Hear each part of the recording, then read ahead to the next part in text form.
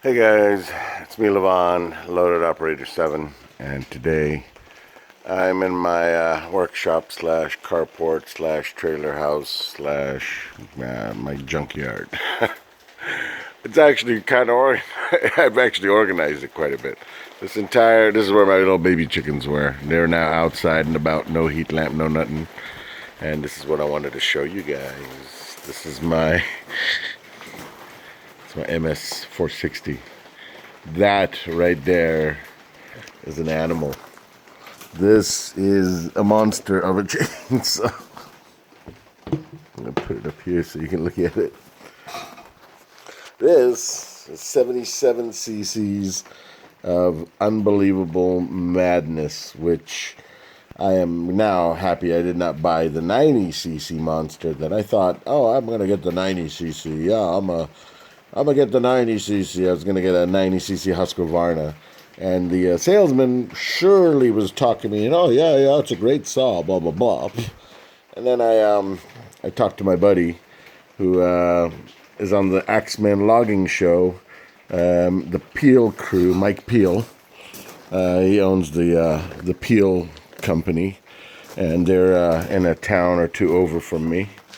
But he said, no, we don't use anything in that category. 75 cc's is what we use at most. And these guys are professional loggers, so I like Huskies, but you can't complain about free. And this is what this thing was right here. This is my good friend slash neighbor down the road. This is how this all came about. He used to be a logger. He's much older now, a lot older. He doesn't use firewood, and he ended up smashing into my mailbox down the down the road over here. Poor guy. I should say poor Ford Explorer. My mailbox didn't suffer the least versus his vehicle. Let's just leave it at that. The entire back end was just like major gouge, and then the very back corner windows had shattered, and I just had to replace 2 brass bolts to put my mailbox back on. It was the pedestal to my mailbox that, I should say, destroyed the car. My mailbox just popped right off. But he felt really bad about it, and he ended up giving me this saw. And I mean, this isn't a cheap saw, guys. If anybody knows about saws, you know we're talking about even used. Just the power head alone will go for anywhere from $500 to $700. So this is around $1,000 saw right here in used condition.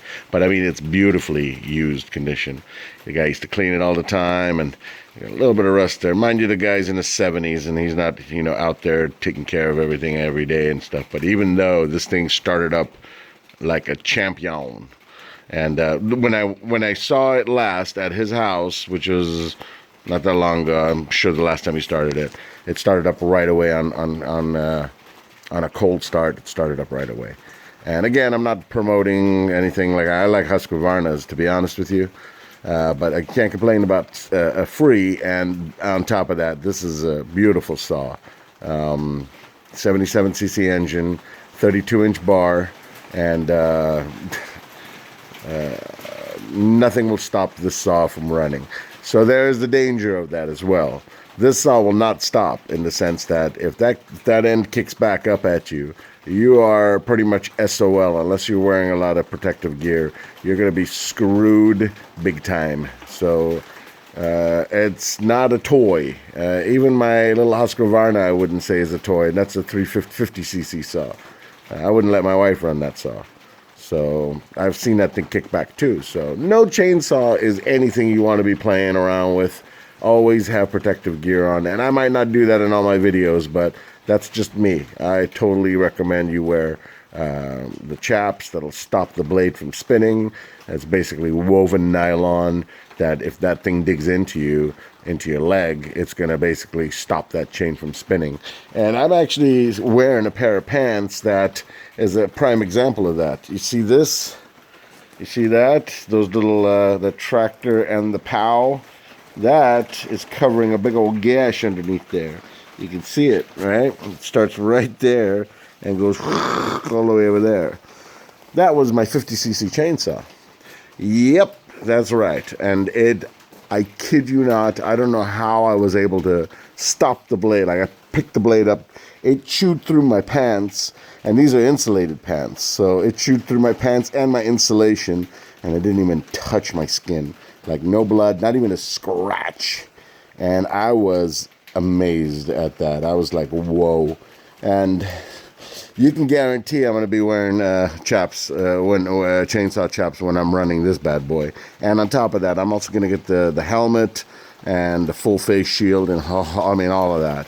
I'm not tangoing with my life. So, beautiful saw, 77 cc's again. I'm going to break it down right now. I'm going to lube up the end, and I'm going to spray paint that end over. There's a little bit of rust showing, just a tad bit. And then I'm just going to soak the chain in some oil.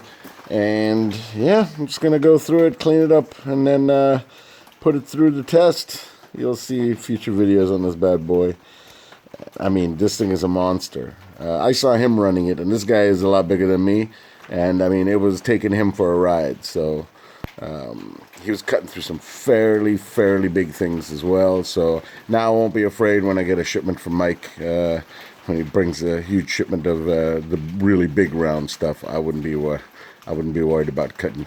I had to cut through it twice. I had to basically, if this was the round of the log, I had to cut through it this way and then go back around and cut through it that way in order to get through the full-size log with my older 20-inch chainsaw. But this is 32 inches, an extra 12 inches. I can get all the way through that. Yeah, the biggest rounds you're going to bring me is not going to be a problem. So yeah, there's that, guys. There are plenty of videos on how to tune these guys, clean these guys, service these guys, so I'm not going to give you any boring details on that. There's my spam. Those are going to be targets in my future shooting videos, so keep your eyes peeled on that. And then, yeah, that's it, guys. Any questions or comments, leave them below. Again, I like Husqvarna's, but this is the weirdest thing. The starting on this thing is identical to mine. It's got the high compression button on the top right there. You push that button. If you don't, that starter's going to come right out of your hand. You're not going to be able to pull it. So, I mean, all of the things that my Husqvarna does, the same thing does. On cold start, it'll go brrr, and once it does that, you got to kick it into like a half choke mode. So, all it tells me is the same machines are the same machines, just different logos slapped onto them. And I'm not saying that Stihl and Husqvarna's are the same. I'm just saying the same professional saw that I have in the Husqvarna is the way you start it up and everything, like all the quirks and tricks. For all the people that know what I'm talking about, you know what I'm saying. All the quirks and tricks are identical for this saw that it is on Husqvarna's. So, and I would imagine the tuning is the same as well.